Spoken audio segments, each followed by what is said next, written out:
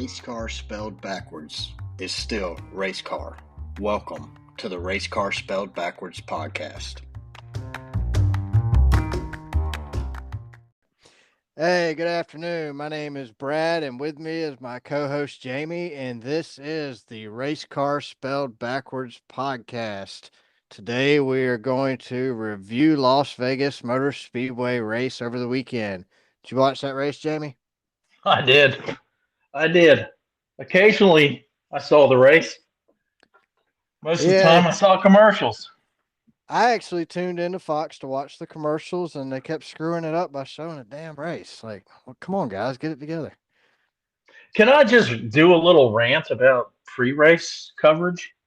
Pre-race rant. Well, why not? Pre-podcast rant, you go right ahead. Floor is yours. I feel like Fox rags on us for being NASCAR fans. Why's we're stupid. I don't know.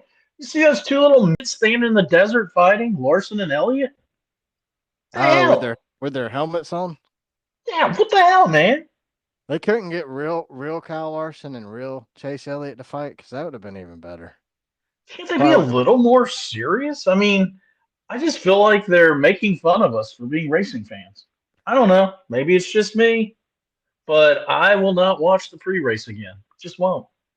Yeah, I kind of gave up on Fox. Fox has a goofy approach to pre-race, so it's all about the goofy. Like last weekend, for example, you had Reagan Smith going down the sliding board on pre-race. Like, where does that come into interest a race fan? How many race fans turn on pre-race to see what kind of slide they have at Fontana? So, yeah, I'm with you. I'm not a fan of Fox's pre-race. I think it's a little goofy and just out there, kind of. They try too hard almost. Yeah, it's not even funny. They try so hard to be funny that it's not funny. I'll be honest. Anyway, I had a takeaway from the Fox broadcast coverage that's a positive.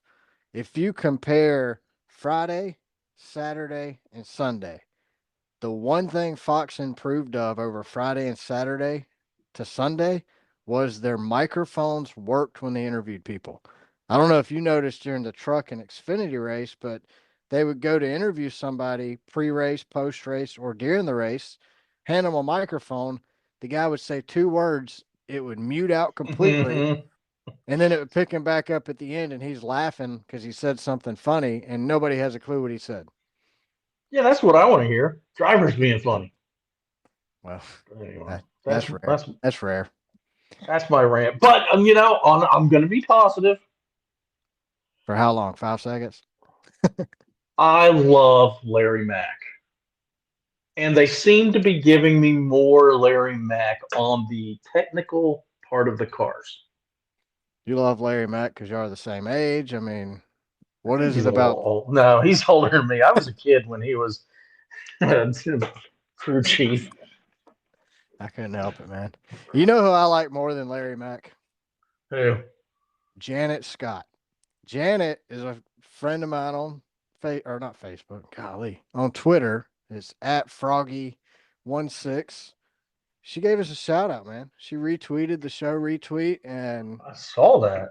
She's awesome, man. So in my opinion, she's higher up than Larry Mack. Oh, well, yes, she is. When's Larry Mack giving us a shout out? I don't know. No McNuggets to the Race Car Spelled Backwards podcast yet. It's coming. It's coming. I'm telling you. Doesn't he know about your statisticals?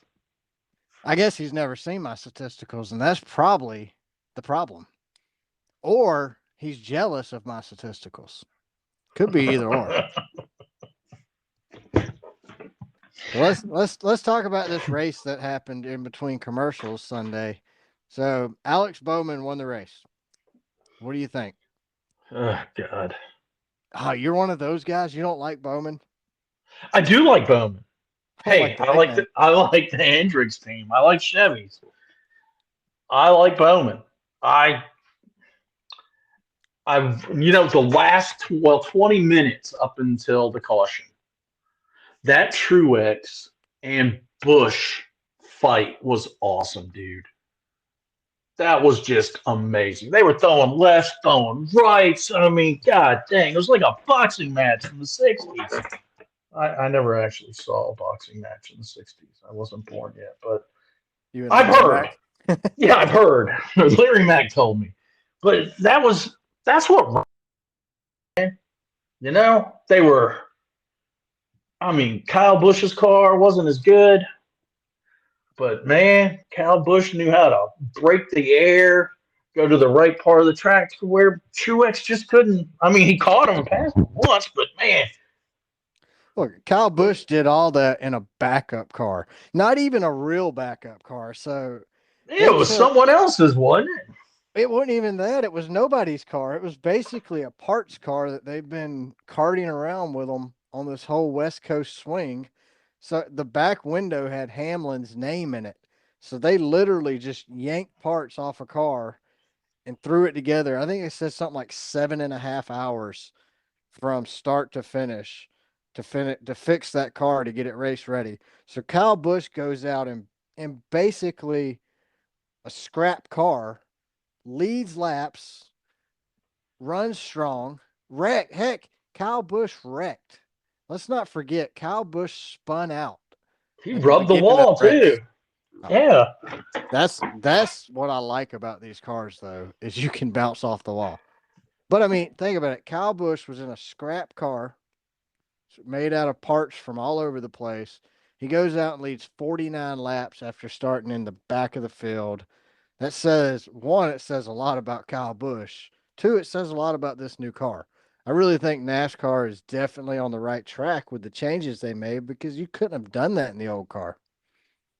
No. I mean, and it's our first mile and a half. I'm excited for you and I to be there in person when we go to Atlanta. Yeah, I have Atlanta's going to not be been, really.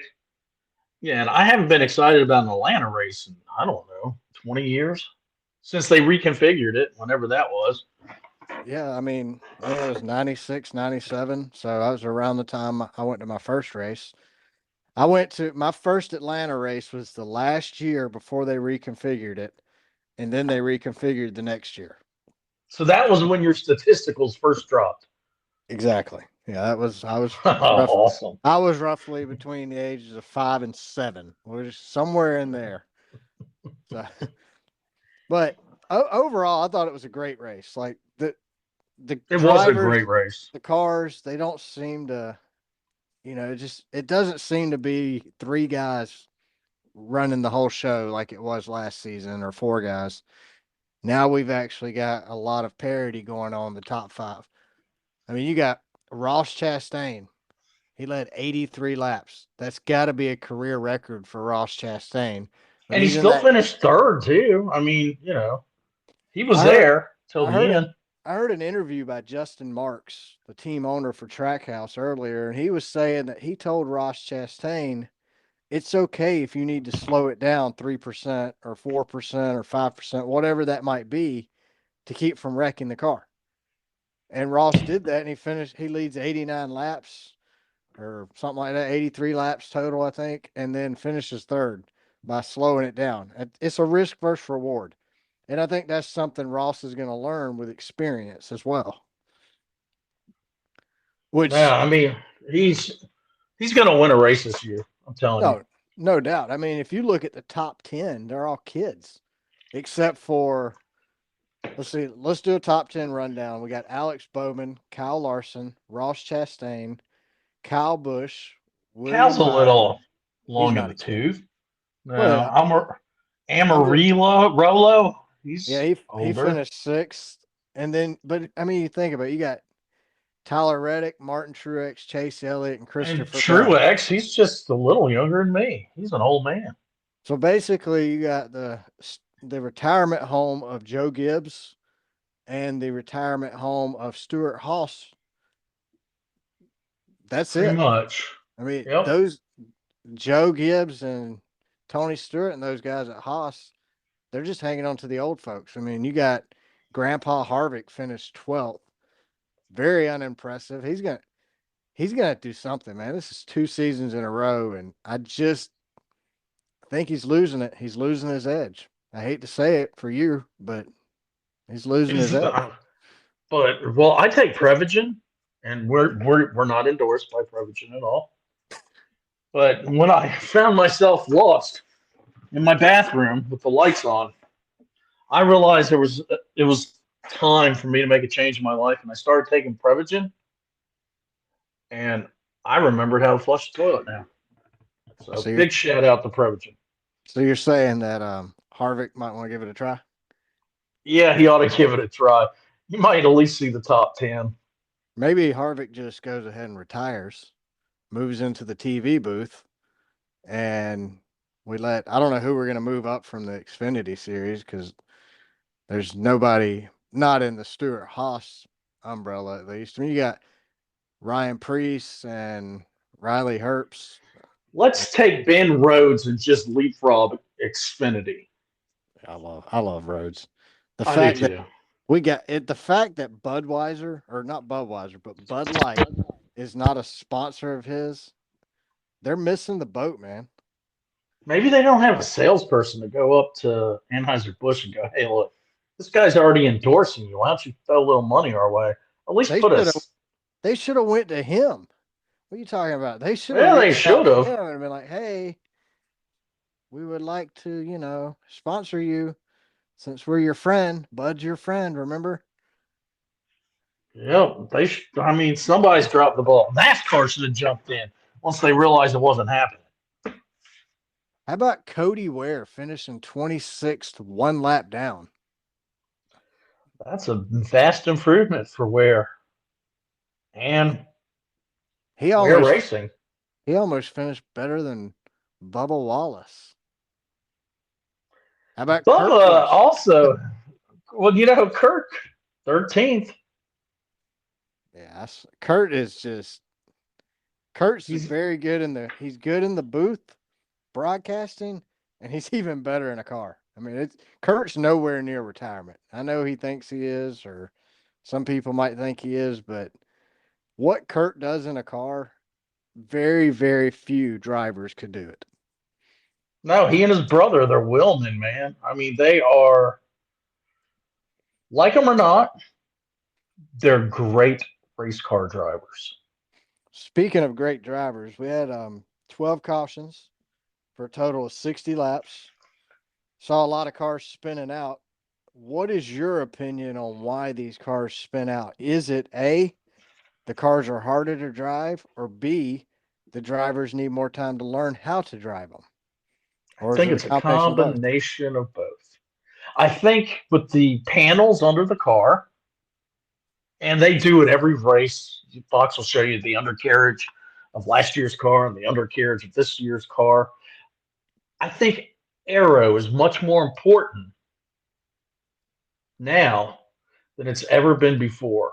And I think just overcorrecting too much, turning the wheel just slightly too fast, and this thing's gonna lose a traction on one of the tires. You're just gonna roll over. Do you think it possibly a factor from the rack and pinion steering? Because No, I really don't. I think it I is know like Dale you said, Jr. Well, Dale Jr. said you have to turn the wheel less to get more out and of it. that input, yes, I will agree with that because I think these guys are turning the wheel as they would last year. They just need to get used to the car. I mean, look at Denny. I mean, I know he hasn't won a championship yet, neither have I. But this is sequential, and he blew a shift. What'd he blow? I saw him pushing them. Did he just blow the transmission, the transaxle, or did it blow the engine? So, from what I understand, he had no gears left. So, whenever he screwed his shift up, the transaxle went out, What do you and do? Go from fifth to first? I have no idea because I would think, I mean, if you're bumping that thing, you gotta go first, second, third, fourth, fifth, then you go 5, 4, 3, 2, 1. So it's just up and down. There's no H pattern Right. anymore. I really don't know, but you got to remember also before Denny Hamlin had the transaxle issue, Denny had no power steering. Remember earlier in the race, his power steering pump went out, and Yeah. his crew chief basically told him, "Tough, suck it up, Buttercup, make it happen." Well, Maybe Denny those blew maybe Denny blew the transmission up because he was tired of wheeling that car around the track. that could be. Joe Gibbs Racing spoils their drivers. They give them some of the best equipment. And have you noticed they whine the most? Good Lord, And the it's one been that way thing for years. Truex doesn't seem to whine, but like I've said all along, he's a great driver with no personality. Well, I think that's Truex's problem. Is it's not that he whines; it's he has no personality. I mean, he's like a pancake laying in the frying pan. Well, what it is you have two very loud, outspoken drivers in Denny Hamlin and Kyle Busch. Then you have Truex, who doesn't say a lot, good or bad. Bell's young. He's just afraid to say anything. Yeah, and then you got the little kid, which is basically how it's been since Kenseth has been gone.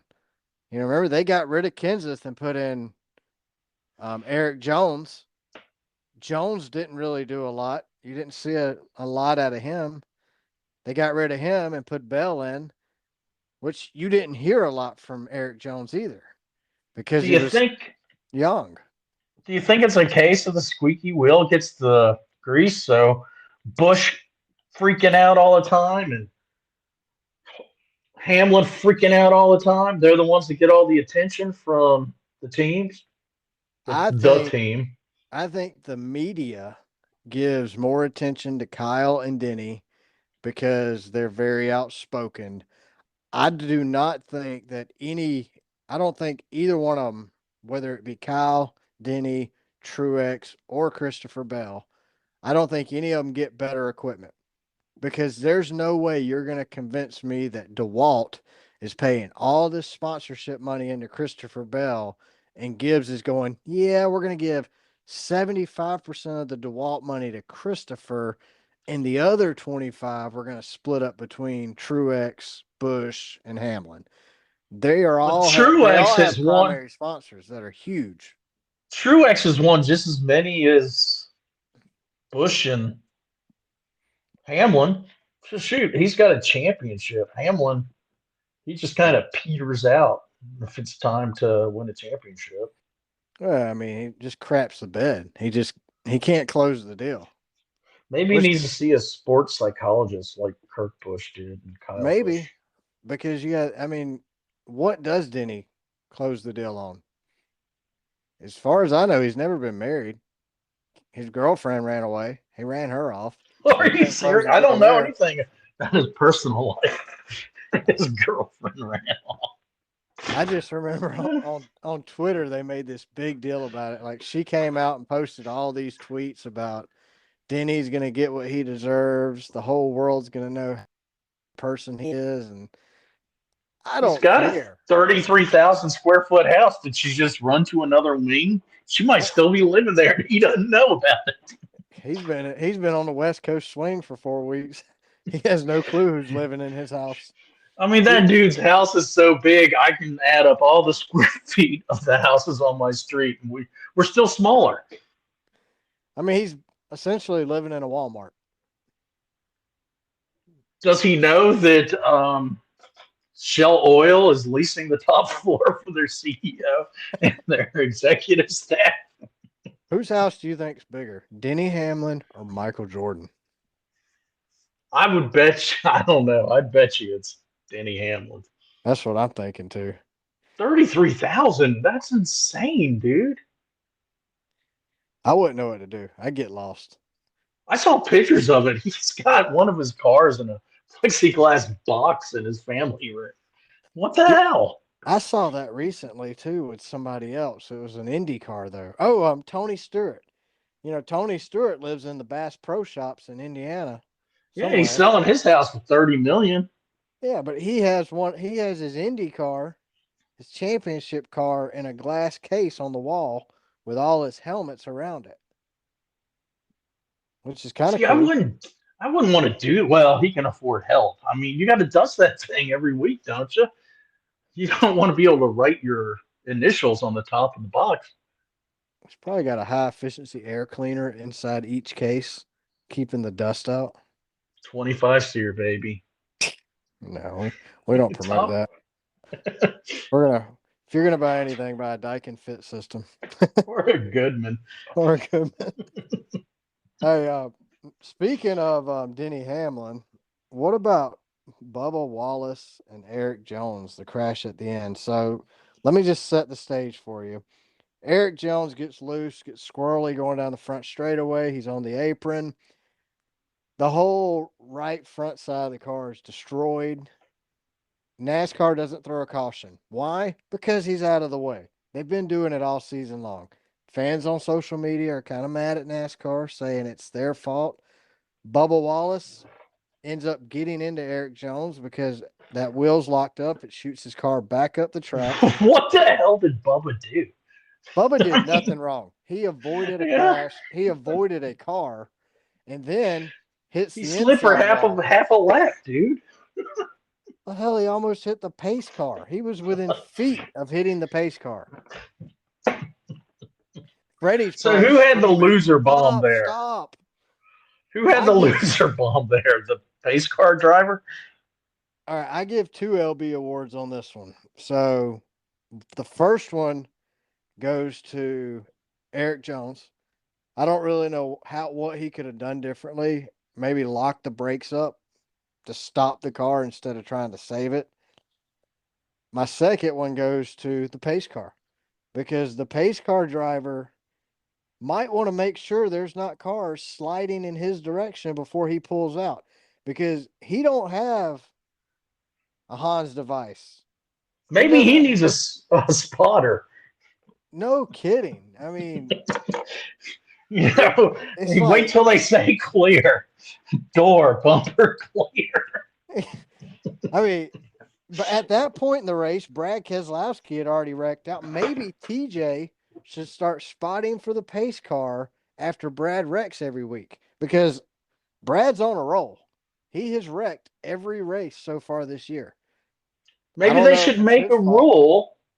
First car out of the race, their spotter is the pace car spotter. Call it the Just Keselowski Award.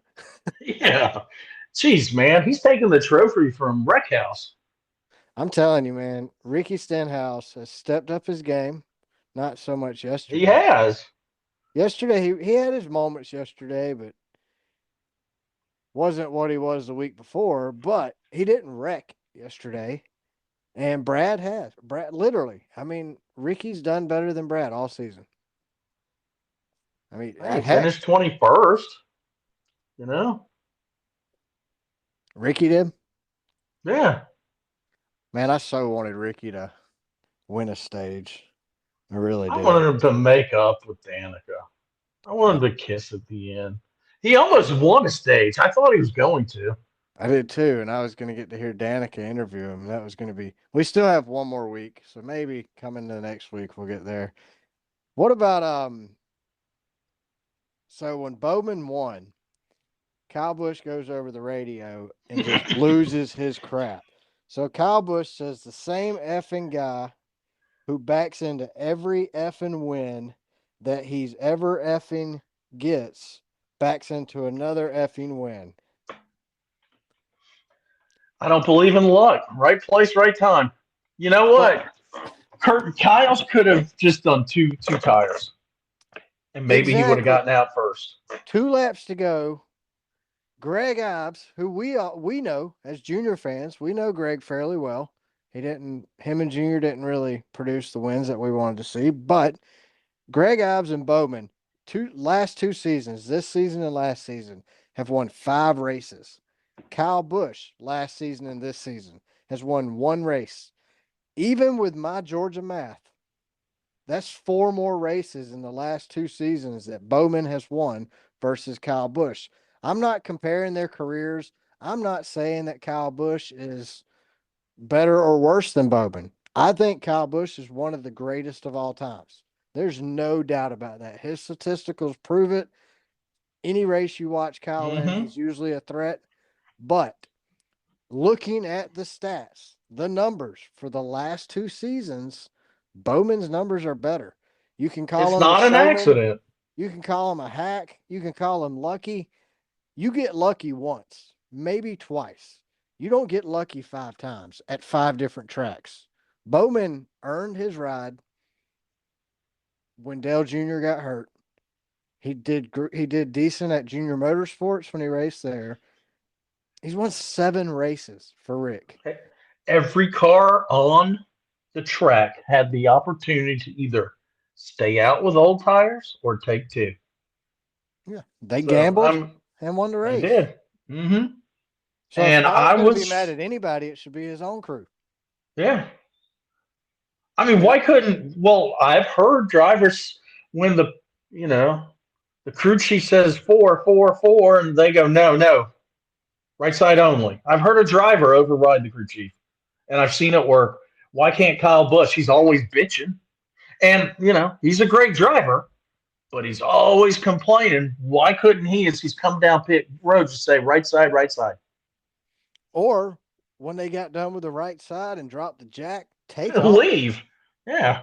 At the end of the day, the driver has all the power under his right foot and in his hands. The I have a steering wheel. feeling. Yep. I have a feeling at today's competition meeting at Joe Gibbs Racing, Kyle Busch and Martin Truex and their crew chiefs are going to have a long discussion about what they should have done because that race was either Truex's or Bush's to win, Oh, no and doubt. they lost it. They lost it, and you know what? For whatever reason, Bowman kept Larson off his ass, and Bowman's crew chief made the right call. I mean, it's as we've seen with this car, it's as even as it's gonna get. It's up to the pit crew, the crew chief, and the driver once they start that race. Well, essentially, Bowman, you can't say he backed into this win. Bowman won stage one. He won the first stage. Bowman led 16 laps for 3 different times. So Bowman didn't come out of nowhere. And essentially, Bowman got 2 tires versus everyone else's 4. I guess Kyle Larson got 2 tires with him as well. Mm-hmm. So they got their 2 tires, but Bowman drove his butt off. For those last 2 laps, Bowman knew he was in lesser equipment, well, lesser tires. He had 2 versus 4. He knew that, and he knew if he lost the clean air, it was over. As soon as he got in dirty air, he was going to drop to the back. So for 2 laps, Bowman had to not only race the race of his life, he had to beat the most dominant driver of the last 2 seasons, Kyle He had the Larson. champion in his rear view monitor. Really had the champion out his right side window because up until turn Yeah, that's 4, they true. were side by side. That's But true. overall, man, this car is awesome. I love the car. I It love the is. challenge. We've been stuck to the track for years like slot cars. Now you have a car that even the best drivers in the world have to work at to control. They spin out on a dime, they get loose, they overcorrect, they spin out. The car hits the wall. It looks like the hit's not A, it's not as violent. B, it obviously doesn't do the type of damage as the old car. And C, it's easily repairable. I think NASCAR's batting 1,000 here. Everything they've set out to do with this new car, I think they've done it. Other than the commercials, I give it Yeah. an A plus. Yeah, I'm gonna go with an A plus and a F on the commercials. So you know me and my statisticals. I did the commercial breakdown, and What luckily, did you get? I mean, so so luckily we race here twice a year, and we were actually allowed in Nevada last year. So NBC had a race in 2021, and I compared it to Fox's. So Fox yesterday had 115 commercials compared to 99 by NBC last year. hmm, Fox had 93 traditional commercials, which are non split screen, versus 75 traditional commercials on NBC. good night. Fox only had 22 side-by-side commercials, 4 different times they used that side-by-side versus 24 with NBC, 5 different times. So, yet again, Fox has failed. NBC still does a better job as far as showing fewer commercials. I like the broadcast team on NBC better.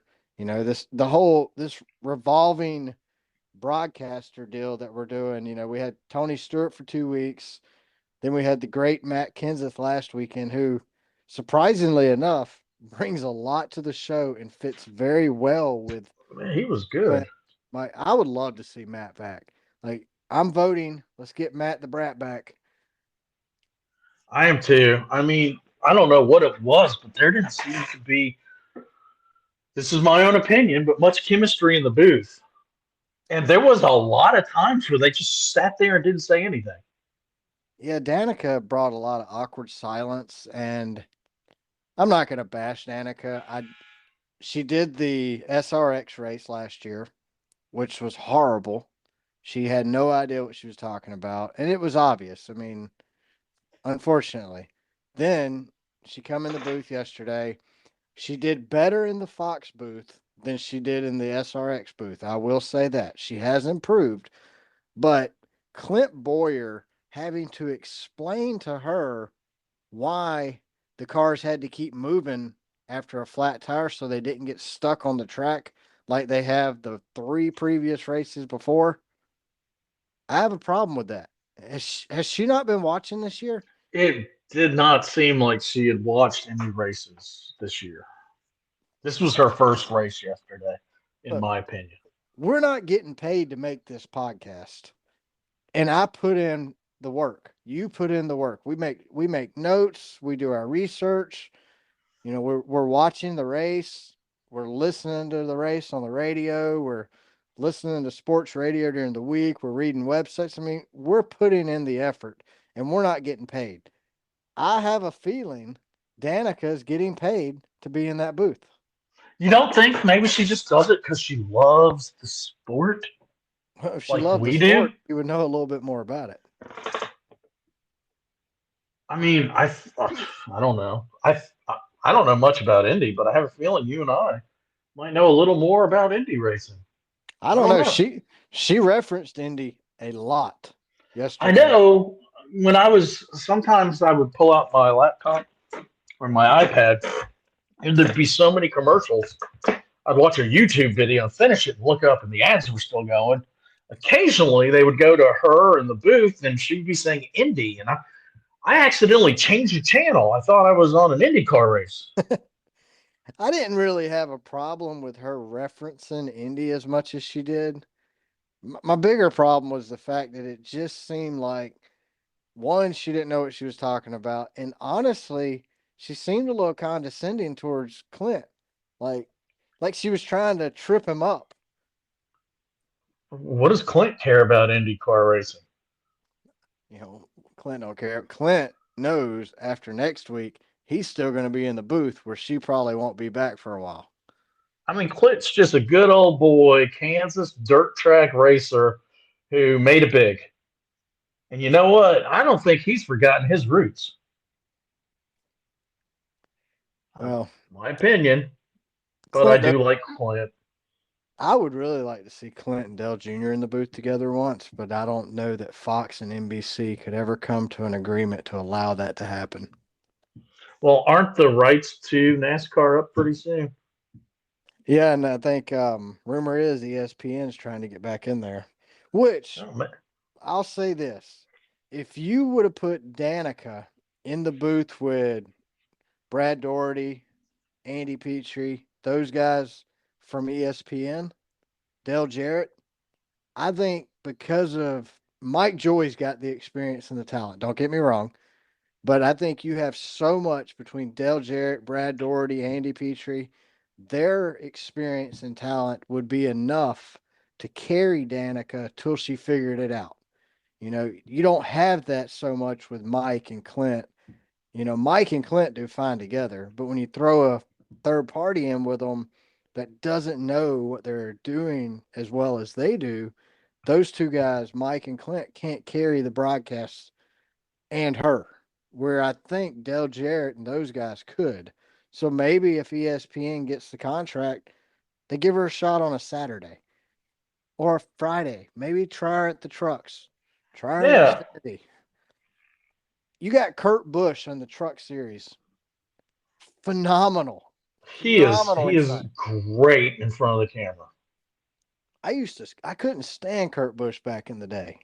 I thought I he was a love Kurt. prick. Well, I couldn't stand him, but I loved watching him.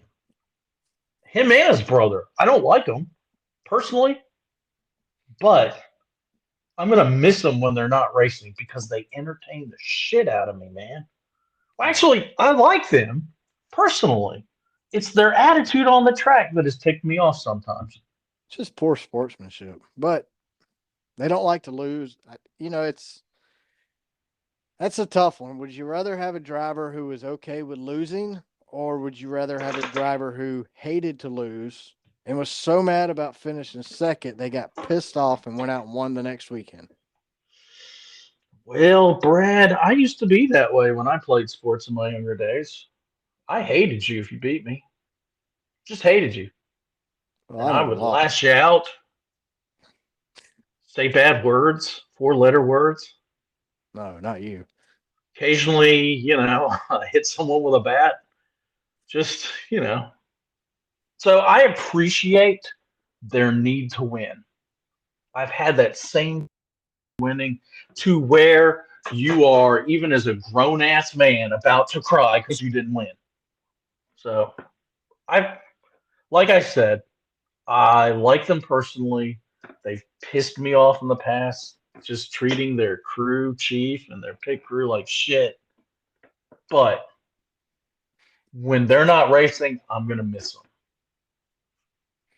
That's it. That's my rant. I agree with that. I mean, I like them too. I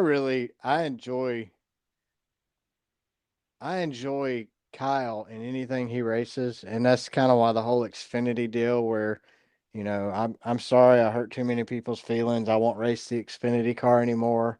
I don't really like that. I would rather see Kyle Busch out there on Saturday. I think he makes everybody out there better. I mean, they can Yeah, barely wouldn't finish you, as an now. Xfinity driver, want, or even a truck driver, just if you won and Cal Busch is in the field, you're a badass. Oh, You just beat Cal Busch. like Chandler Smith did on Friday night in Hmm. Kyle Busch's truck. He outdrove Kyle Busch. I would think that victory would mean more knowing I beat my boss and I beat probably the greatest of all time in the truck series. I beat that guy. So Hmm. that to me, that win would mean more than if he beat Matt DiBenedetto. Well, Matt, didn't he finish in the top 10 finally? Did he? I I, don't I, know. I really don't pay no attention to Matty D. I feel bad that he had to get rid of his Lamborghini. Well, Poor at least we guy. got At at least we got to least see he that had Lambo. one, right? We got to see that Lambo run in the 24-hour race at least. Yeah, at least his car was in the race. He might not have been in it. He had to auction it off, but hey, did you? Oh man, he oversold himself when he went to Wood Brothers. Everybody said, "Put him in some good equipment, he'll win." Yeah. No, he didn't. Hey, what do you think about this whole Ukraine thing? Not what do you think about the whole Ukraine thing, but what do you think about our NASCAR community stepping up to help the Ukrainians out? You got RCR, Richard Childress, Oh, well, that is million awesome. rounds of ammo. That is amazing. Like, could you see, Santa Childress showing up with a bag of ammo? That And is so awesome. I wonder if he took him a bottle of wine, like, here, have some number 3 wine and a million Here's rounds a of ammo. 100,000 rounds. Shoot them downrange. There's a Russian now. Well, then Well, you had Rick Hendrick. He donated $200,000 before the race started And then he donated $2,000 per lap led by one of his drivers. Before the show started, me and you put our fingers together and came up with 51 total laps they led. So that's $102,000 for a total of $302,000 that Rick Hendricks donated yesterday to Samaritan's Purse to help out the Ukrainians. Well, I'm from a family that I did not serve, but everyone else did. That's poo poo on me. My dad and all his brothers served. Um, damn, those Ukrainians are kicking ass. Oh, yeah. Can you imagine? The Russians are coming in there and they're just. I saw a video where these Russians went over, got out of their tank to have lunch, and a Ukrainian farmer, a tractor, hooked up a cable to their tank and drove off with it. I mean, you know, props to the Ukrainians. No doubt. And they have pride in their country, and they're standing up to the Russians. And, you know, my thoughts and prayers, both of our thoughts and prayers go out to everybody in Ukraine. You know, we're just praying for a quick resolve, and we're just praying for safety and protection for everybody there. and keep up the good work. Heck yeah. Keep fighting. You'll get this. I mean, there's the biggest LB bomb, loser bomb, Putin. Oh, Putin is LB. What are you talking about? And I mean, after 2 days of fighting the Ukrainians and they didn't just disappear and throw up the white flag, he must have crapped himself. Oh, shit. Putin's such a loser bomb that you could make him a manager at a major corporation that was successful, and he'd run that corporation, the division you put him over, he'd run it into the ground. It'd be the ultimate LB loser bomb. Oh, yeah. I mean, shit, man. We used to work for an LB loser bomb. That's a fact, man. Well, now we work for Daikin. We are going to Phoenix, man. Phoenix. A weird shaped track where that white line, you can pass everybody you want to. Nobody knows where the start finish line is at Phoenix. It's in one of the turns. I think if the guy that you want to lose wins it, no, you're wrong. You took your foot off before we crossed the finish line. I got some. Phoenix is a 1 mile track. Yeah. I did look it up. It was opened in 1964, not 1694, but 1964. It is 1 mile. Well, as you know, I went to college for history, not NASCAR. I wish they had a degree in NASCAR. But dude, I would have went to college for NASCAR. Well, I would have been a student if they had NASCAR history, not a C student. I would have showed up to class. What are you talking about? I showed up to turn in papers and final exams.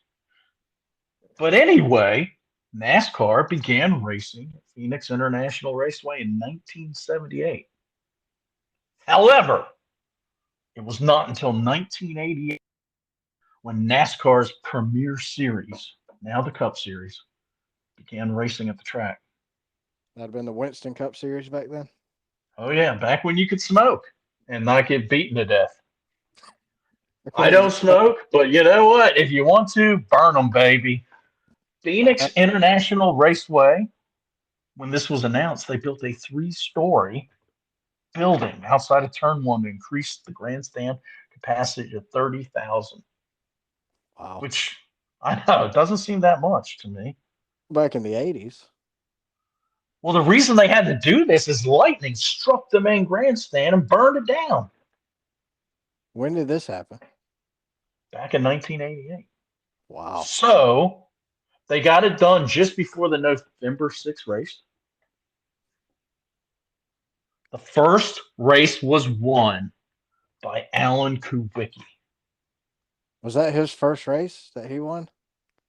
No, he won the first race at Phoenix, though. Was that the first time, though, that he did the Polish victory lap? God dang, you beat me to it. Yeah. Man, shit. Hey, you and your statisticals, man. How do you get underwear to hold those statisticals? They're so freaking big. Yeah, I get them from somebody smarter than me. So here are the top 10 I'm going to do 11. I'm sorry, because my favorite driver came in 11th that day. Alan Kawicki was 1, came in first. Terry Labonte, second. Davey Allison, third. Fourth was Bill Elliott. Fifth was Rusty Wallace. Sixth was Jeff Bodine. 7, it looks like Bobby Hamlin, but it's not. It's Himlin. Denny's illegitimate uncle. Benny Parsons came in 8th. Phil Parsons came in 9th. 10th was Sterling Marlin. And 11th, Dale Earnhardt Sr. driving a Chevy. The Uno, Dos, Tres, Cuatro, Cinco, Seis. The Intimidator. That's the start of a song, sorry. That's the start of a Offspring song. And the number 1 song in November 6, 1988, when I was a wee lad. I got my license that year. No, that was learner's permit. It was Handle with Care. Never heard of it. In Traveling with the Wilburys. That's not Traveling with the Wilburys. It's the Traveling Wilburys. I don't know. This sounds like an Irish clogging band. I didn't Google it or go to YouTube, so I'm not sure. But I can tell you that sounds like a Nick Jr. show.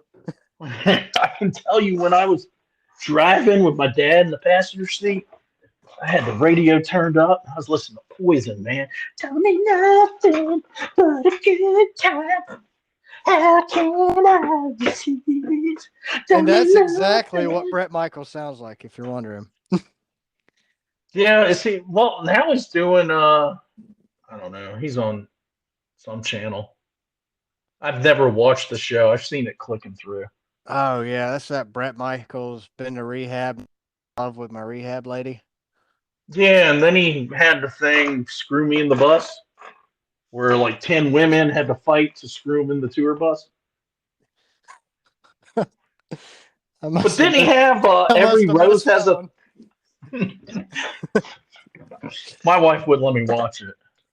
She wouldn't let you watch people screwing in the bus or fighting in the bus to screw one dude who's going bald? Well, I'm going bald, and at the conclusion of the series, each season, I would come into the bedroom and go, "Hey, get over here! You won!" She would go, "No, I didn't. God dang it, you're watching that stupid ass show again."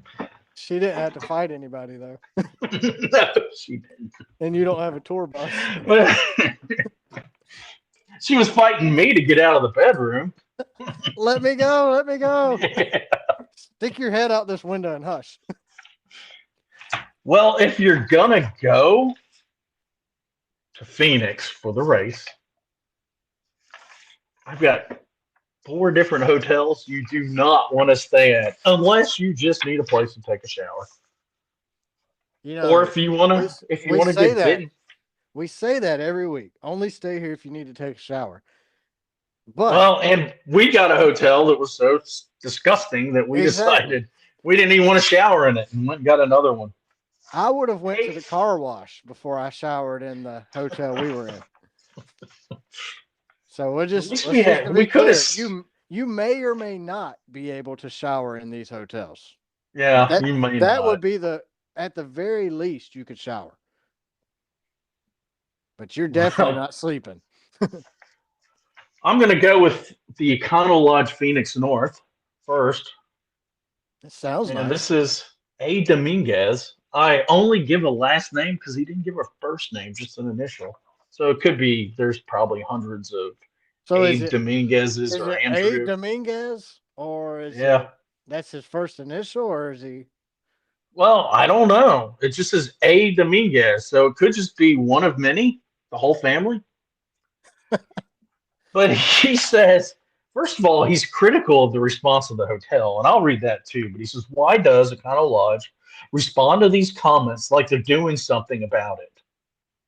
There are roaches in my room, burnt holes and dirty blankets, no towels. Toilet doesn't flush. It's filthy here. There was a rat under my bed. They need to condemn this place. I'm going to report you to the Econo Lodge. This is an unsafe place. It should not be still running. Maybe you should really do something about it. Room 215, don't waste your money here. Stu found a dead rat under his Oh my bed. God. I would have hives for a month. Look, Holy roaches shit. are bad. Burn holes from a crack pipe in a dirty blanket. That's bad. No towels to wash your meat stick. That's even bad.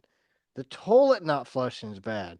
But a rat under the bed, that's like that beats all, man. Like that's the worst of the worst. So here's the owner's response. And as we know, when we got screwed with our first hotel at the Beach Ho Inn, that we were reading all the reviews before we got another room. This seems to be a common practice with hotel owners, and it's so general, it's bullshit. But here's the owner's reply. I am very sorry to hear that you experienced such an unusual circumstance and inconvenience during your most recent stay with us. We It's a would like you rat. to I know, we would like you to know that guest satisfaction is of extreme importance to us, and your feedback has been forwarded to management. We truly thank you again for sharing your feedback and for your valuable business. They appreciate your feedback so much, they leave a snack under your bed. That's to feed the bed, I think, and the That, cockroaches. that's exactly. They don't want you to see the roaches, so they throw a dead rat under your bed before you check in, so the roaches will all go to the rat and you won't see them running around. Or maybe the rat checked in, couldn't believe how shitty the room was, had a heart attack, and died under the bed. Maybe the rat was smoking crack in the bed, burnt holes in the That could blanket, be. crawled out of the burning bed, and died under it. After he broke the toilet. Yeah. Well, the toilet was broke because housekeeping tried to flush the rat. The rat wouldn't go down, so they threw it under the bed. So then we have the Premier Inn Metro Center. I mean, this is called Premier Inn, so it must be good, right? That sounds like a horrible place. Taylor Peters did this. Okay. Peters must be related to Red Dick. Anyway, if I could give this place 0 stars, I would. Do not stay here. I arrived at 11:30 on a Friday night, checked in, no problems. Went up to our room, and I could not open the door fully. The door frame was coming off the door. I did not want to damage it any further. So I go down and tell the front desk, and he says maintenance will come look. A security guard comes up to look, and he busts the door wide open. The metal latch and screws from the frame came off. I went down to ask the front desk for a room change and was told there was no other rooms available, even though I walked past multiple rooms with wide open windows and open beds. We were basically told the only thing they could do is fix it. It was 12 at midnight, and I'm supposed to wait for a maintenance man to install a new door? Well, Are you kidding? At least the maintenance Yeah. man's a security guard. Nowhere in the area had open rooms, so we're screwed. We stayed in a friend's room and was just as terrifying as our room. When they checked in another family, stuff was in their room and they took it out. The family then returned and tried to open the door at 2 a.m. On my way to the friend's room, I saw a guy fully kick another room's door open. Oh, that's how you get in. They don't have And now, room keys. You have to kick in. and now all I can hear is drilling, banging, and shouting as they fix the doors. That's like that place in Vegas last week. It had like somebody got stabbed 13 times. Well, here they're getting stabbed with a screwdriver after they kick your door in. What a dump. Dude, that's horrible. I don't know what's worse, finding a dead rat under my bed or having somebody kick my door open at 2 a.m. because they think I have their bags. I left my crack pipe in here. I Let thought me in. Phoenix was I thought Phoenix was a nice area. Evidently, when I stayed in Phoenix to visit a friend, they lived in a nice neighborhood. Have you never listened to Jimmy and James on Small Town Murder I think both of them at one time were living in Phoenix. There's nothing nice about Phoenix they've ever had to say. Well, I was outside of Phoenix. My grandfather wintered in Scottsdale. So I'm sure if you're able to have a home just for winter, it's probably in a better neighborhood. Oh, yeah. Your grandfather was not staying at the Econo Lodge, No, or the I'm going Premier. to do one more. The Super 8 by Wyndham Phoenix. And this Oh, guy is hilarious. His name is Dave Science Cat. That's what he put in his name. Dave Dave Science Science Cat. Cat. So I guess he's a scientist, or he's also a cat, or those weird fluffy people that wear costumes. I forget what they call them. Plush Uh, peoples? that cosplay or whatever. Oh, yeah, that's it. The cosplay. My kids had to tell me what the hell that was. But anyway, Dressed up Dave like Science cat. Cat, he says if you value both your loved ones and your own life, your personal property, your integrity, your sanity, and your overall peace of mind,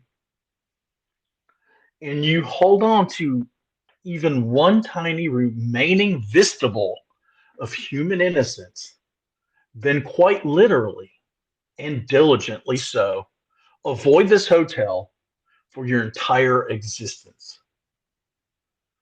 I, List this criminally, absurdly debilitated, and ferociously unsafe as an occupied shithole among locations designations. Carpet bomb to complete annihilation using only premium ordinances jet fresh from today's assembly line. And this would be showing the people of this hotel mercy. Dave the Science Cat. I had to practice this before the show because at past two syllables, I have issues. dude, I bet you he wrote this review and management read it and go, "Oh, cool. This guy gave us a good review." Of course, every single one of these on Google is a 1 out of 5. So stay at your own risk, guys. Stay at your own risk. Oh, yeah. Be careful if you're traveling to Phoenix this weekend. We just we ask you to be safe. Be careful. If you crawl in your bed and there's crack pipe burn marks in the blanket, whatever you do, don't look under the bed. Yeah, and read reviews. Spend an extra $25 to stay alive. But you'll notice a bunch of ones always are followed by these paid people that give them 5 5s All right, to keep the rating up. I just gotta say it, man. The other review you had for the Days Inn Wyndham, I can't not read this. It says the room was dirty, the attendant was lazy and unhelpful, and the complimentary breakfast was a ding dong and a granola Oh bar. yeah, that sounds like the Beach Ho Inn where Yes, they that's what I gave was about you to say. They had a Capri juice Sun. box and Pop Tarts. We have our complimentary breakfast. I'm going to split a Pop Tart with you, or a ding dong and some yogurt and granola bars. They didn't even give you a drink at the Days Inn in Phoenix. All you got was a ding dong and a granola. You know how dry your mouth was? And that makes it two Wyndhams, dude. Two different Wyndhams. So That's I crazy. thought I thought Wyndham was a decent hotel. I don't know. Maybe I'm wrong. I need to double check that before we go to another race. That's for damn sure. Apparently in Phoenix it's not. I would I would definitely not be trying to stay at any of those four hotels we just discussed. So, which I guarantee you none of our drivers are staying there. So, No, speaking I of guarantee drivers, that. who's going first this week? You or me? Let's make our picks. Who went first last week? I don't even remember. I think I went first last week. So before we make our picks, I do want to just kind of run over some statisticals here. Go with Kevin the statisticals, dude. Kevin Harvick has the most wins of any active driver with 9 wins, 18 top fives, and 27 top tens. Kyle Busch has 3 wins, 12 top fives, and 23 top tens. Denny Hamlin has 2 wins, 16 top fives, and 20 top tens. And Joey Logano has 2 wins, 7 top fives, and 14 top tens. My man Chase Elliott has won once here, and he has an average finish of 11.1. Just throwing that out there because I'm a Chase Elliott And fan. he won that just before he won the championship. Yeah, I do seem to remember that. I guess I'll go ahead and pick unless you're ready. I mean, it's up to you, Go boss. ahead. I want to.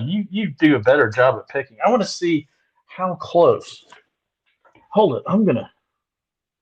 Hold on just a second. Hold on. You'll see.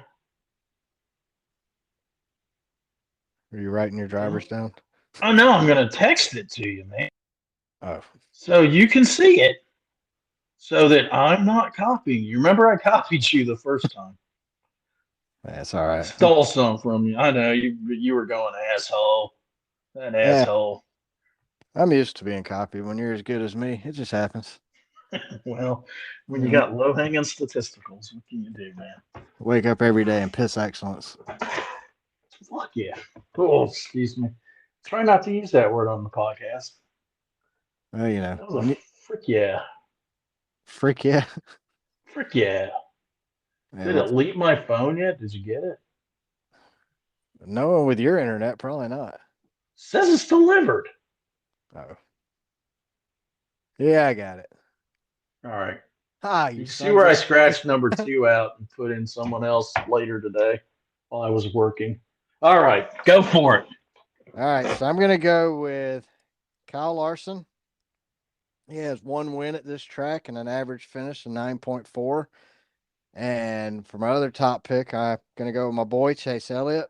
As I said, he has an average finish of 11.1 and 1 win at this track. So let's make that clear. That's your number 2 pick, right? To win. Yeah, it's going to be one of those two. I mean, I still have my dark horses if you want me to throw those out there. Throw those out there. So for dark horses, I'm going to go with Eric Jones. He's got a lot of experience at this track and he's been running fairly well. And I'm going to really go for a long shot here and go with Chase Briscoe. He's raced this track twice before, but he's also run it 4 times in an Xfinity car, and in all 4 of those, he had a top 10. So that's going to be my dark horses, Eric Jones and Chase Briscoe. My number 1 to win, as you saw, Chase Elliott, man. I don't know if you've recognized this, but he's kind of my favorite driver right now. Number 2, I'm going with Harvick. And number 3, dark horse.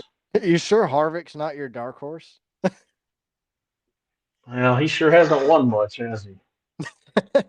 Oh, the wife just came in from the beach. Dogs are gonna go ape shit. Who's your other dark horse? I got Suarez as a dark horse, number 3, and Joey Logano, my fourth choice. Suarez has been running good this season. I think he'll have a good one. And he drives a Chevy. Heck yeah. Either way, I think Phoenix is going to be a good race. I'm kind of excited to see it. Now, the way these cars have been going, we're finally at what I would call a short track. I'm excited. Yep. Well, maybe Janet Scott, Froggy16, maybe she'll give us another retweet this week and help promote the show. Like we said at the beginning of the show, we greatly appreciate all the support from anybody who listens and retweets us. We love you, Janet. We love you. We're going to start doing some giveaways on social media. So we do now have a Twitter account for the Race Car Spelled Backwards podcast. It is at car, C-A-R, backwards. I'm not going to spell backwards. You'll have to figure that one out on your own. And we have our website, racecarbackwards.com. So don't forget to check those out and support us any way you can. Listen to the show, like, follow, subscribe, all that good stuff. Man, that sounds like a wrap, doesn't it? Sounds like a wrap, man. It was fun. We'll do it again next week. Yeah, we will, man. See you guys. Thanks, everybody. Bye.